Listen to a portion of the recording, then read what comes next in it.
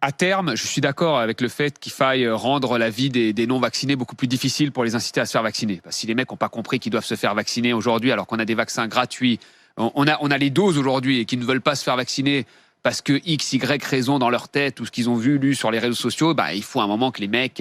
on est en pandémie, hein. Là, on parle pas d'une petite grippette, hein. Ça fait 2 ans qu'on est à la cave, donc les mecs, il faut qu'ils se fassent vacciner là. Donc il faut rendre leur vie difficile. Attends, juste une chose, je retiens une expression de Thomas Porcher, là. Tu as dit, ceux qui ne veulent pas se faire vacciner, il faut leur rendre la vie difficile. Oui. C'est ce que tu as dit, mais leur rendre la vie difficile, c'est aussi leur faire casquer les tests. Oui, c'est ça. Attends. Là, Alain, là, on va demander aux jeunes de plus de 12 ans de se faire vacciner pour qu'on atteigne l'immunité collective. Parce que tu as des mecs de 50 ans, 60 ans, qui n'ont rien dans le crâne, qui n'ont pas compris qu'il fallait pas se faire vacciner, qui veulent pas se faire vacciner pour x, y raison qu'ils ont lu sur Internet avec Lalanne et compagnie. Et donc là, on va compenser ça par des jeunes de 12 à 15 ans qui ont très peu de risques parce qu'il y a des abrutis de 50 ans qui veulent pas se faire vacciner. Maintenant, ça suffit. Il n'y a pas des milliers de réponses. Il n'y a pas des milliers de réponses à donner. Il n'y a plus d'excuses à donner. La seule réponse, c'est le vaccin. Le vaccin. Et je vais le dire une 3e fois. Le vaccin. Et pardon, Emmanuel, je vous repose la même question. Le vaccin, mais les Anglais sont beaucoup plus avancés que nous, les Britanniques, et pourtant, chez eux, ça redécolle. Oui, mais on voit que ça redécolle dans les communautés qui ne sont pas vaccinées. Nous, on n'en est pas encore là et on a peut-être encore une chance d'y échapper. Ça suffit maintenant. Nous ne devons pas laisser un plafond de verre de la vaccination nous remettre dans une situation critique. Et vraiment, je pense qu'il faut que les autorités tapent du poing sur la table. Cette fois-ci, c'est vraiment important. Et pour moi, il y a plusieurs choses qu'il faut activer. Les soignants, ça suffit. Il faut maintenant vacciner les soignants. Et si les soignants ne veulent pas être vaccinés, ils n'ont rien à faire dans les lieux de soins. Alors, si on arrive en septembre avec 30 millions de personnes qui ne sont pas vaccinées et un variant qui est très contagieux, les hôpitaux sont engorgés très vite. Donc on recommence. C'est ça, hein. On referme les magasins, les salles de sport, les cinémas, les restaurants. Moi, je veux pas de ça. Et du point de vue économique, je veux pas de ça. La vaccination, les primo-injections, elles baissent là. Les prises de rendez-vous sur Doctissimo, elles baissent. Je vous le dis comme je le pense, c'est pas possible. C'est pas possible. Donc, il faut qu'on prenne de nouvelles mesures. Ces nouvelles mesures, c'est déjà l'extension du pass sanitaire. On commence à le faire, hein, puisqu'il devait être réservé aux événements de plus de 1000 personnes. En boîte de nuit, il sera exigé. Donc, on voit bien qu'on peut étendre son utilisation. Ça, c'est la première chose.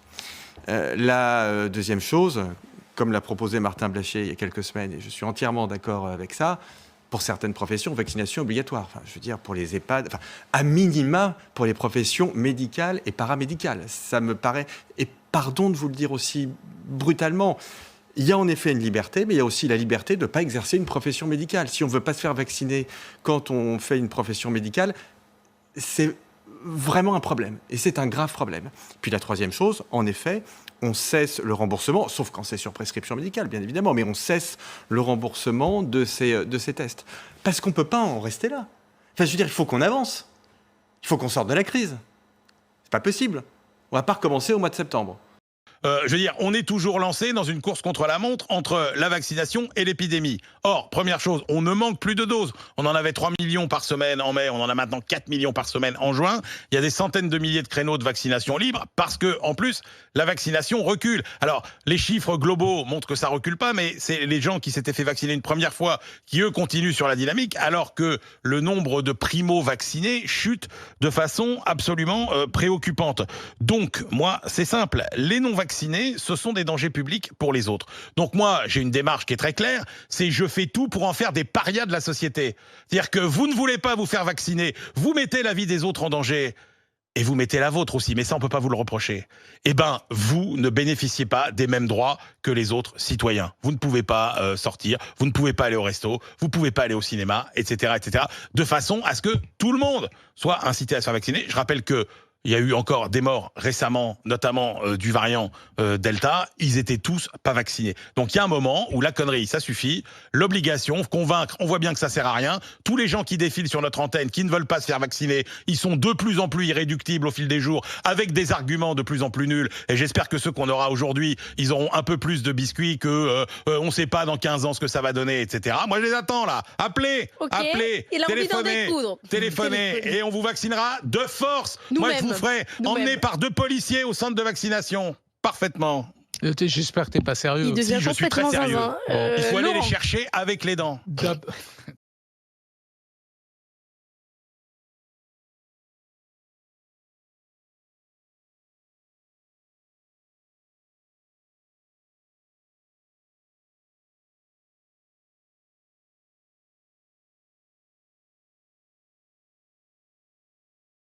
Jusqu'à septembre ou octobre. Et moi, je veux sauver l'été des Français. Professeur, je vous ai vu un peu hocher la tête. Ah ben je vais vous répondre, monsieur. Nous ne savons absolument pas comment l'épidémie va évoluer. Personne ne peut prédire comment une épidémie va évoluer. Et je ne vois pas pourquoi on inquiète, à mon avis, inutilement, les Français. On ne sait pas du tout si ce variant, ce fameux variant Delta, va nous gâcher l'été. L'idée qu'il y a derrière tout ça, c'est de forcer les gens à se faire vacciner, comme si la vaccination était une sorte de talisman contre la maladie. Eh bien ça, c'est faux. On sait très très bien que, et ça se passe en Israël, par exemple en Angleterre, un pourcentage non négligeable de gens qui ont été vaccinés 2 fois sont réinfectés par le variant Delta. Ça veut dire que le variant Delta échappe au moins partiellement aux anticorps dirigés contre le variant historique et que la vaccination n'est pas parfaitement efficace. Vous êtes un peu à contre-courant de ce que dit le consensus scientifique, en tout cas, autour de cette question. Le consensus scientifique ne dit pas ça du tout. Je suis désolé. Et ce qu'il dit, c'est quand même que la vaccination a fait reculer l'épidémie et fait reculer la propagation du virus. Bien, parce qu'il y a effectivement une relation. Ça, c'est un gros problème, d'ailleurs, les variations concomitantes inverses. Il faudrait prouver, effectivement, que la vaccination a diminué le nombre de contaminations. Mais on ne sait pas, dans la diminution du nombre de contaminations, quelle est la part de la vaccination, qui est certainement réelle, je ne vais pas le nier, ça serait stupide, hein. Et puis la part d'autres facteurs que l'on ignore, comme les facteurs climatiques, comme les facteurs de confinement ou de déconfinement. Donc les choses sont extrêmement complexes. On ne peut pas d'un seul coup dire « Ah ben voilà, c'est la vaccination qui fait que… » Non, ça c'est faux. Mais vous êtes vous êtes favorable quand même à ça. Alors pour la vaccination, je ne suis pas favorable à la vaccination obligatoire. J'expliquerai pourquoi tout à l'heure.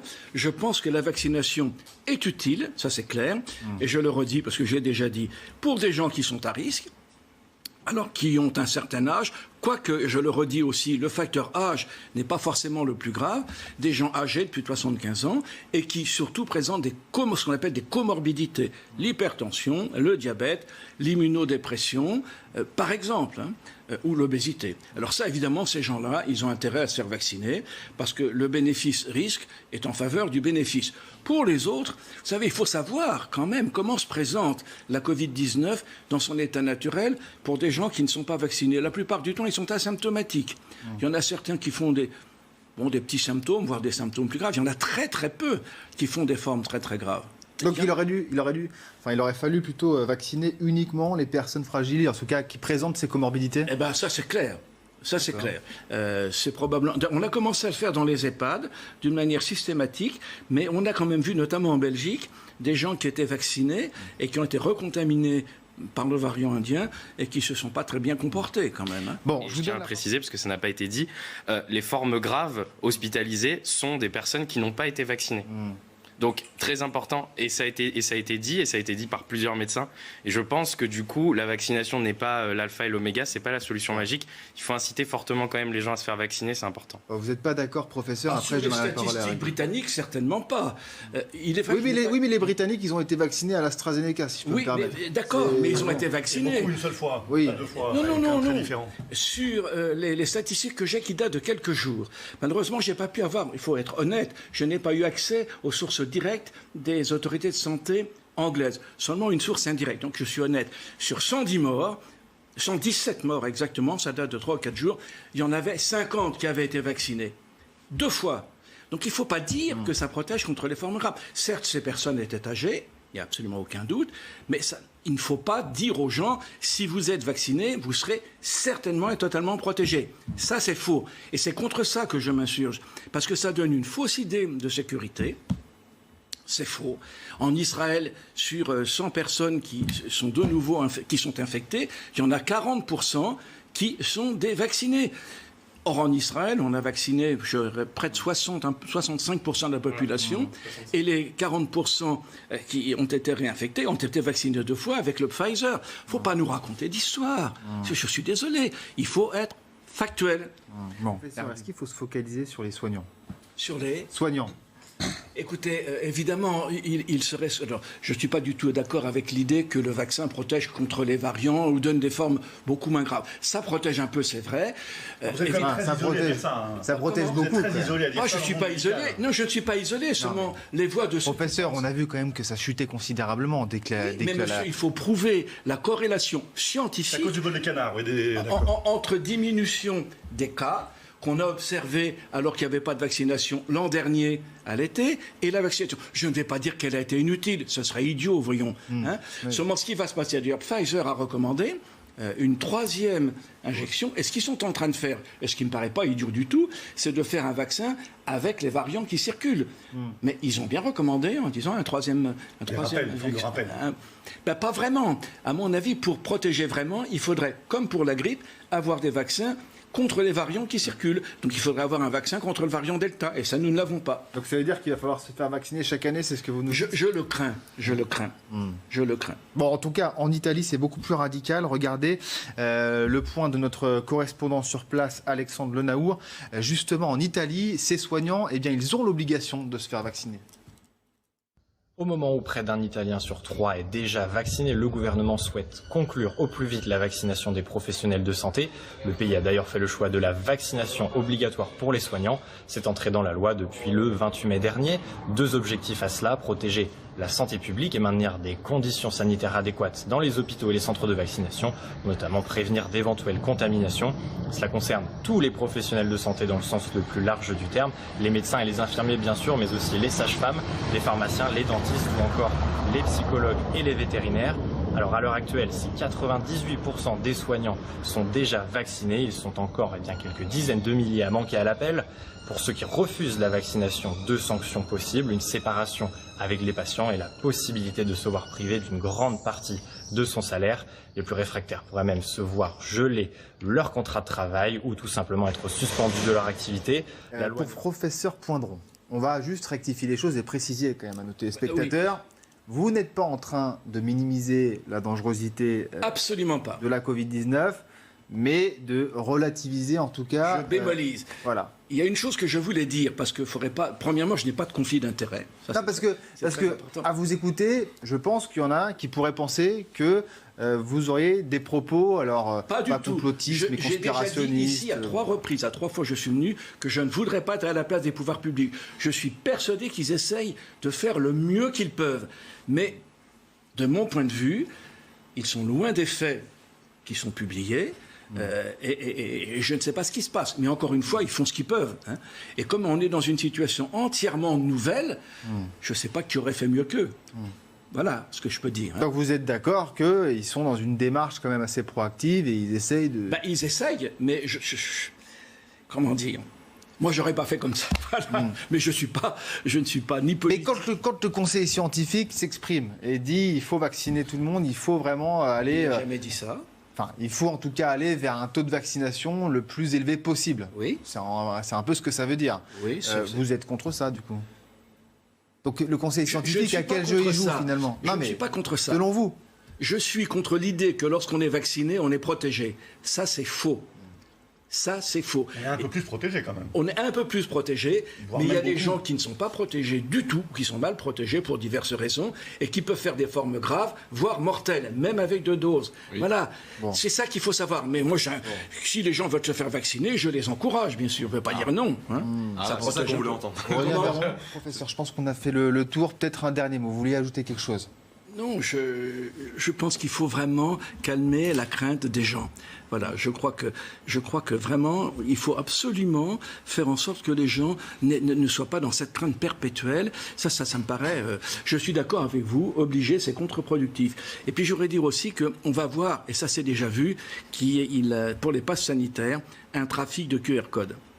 Ça existe, et je peux vous garantir que des gens auront des passes sanitaires parfaitement en ordre, et ce sera des QR codes falsifiés. Vous êtes d'accord pour passer un appel et inciter les gens à se vacciner quand même? Je ne veux pas dire le contraire. Voilà. Bon, ça c'est quand même... Vaccinez-vous. Voilà, donc ça c'est quand même une bonne chose. Merci en tout cas, professeur, je vais vous libérer. Élodie Huchard, journaliste au service politique, va prendre votre place.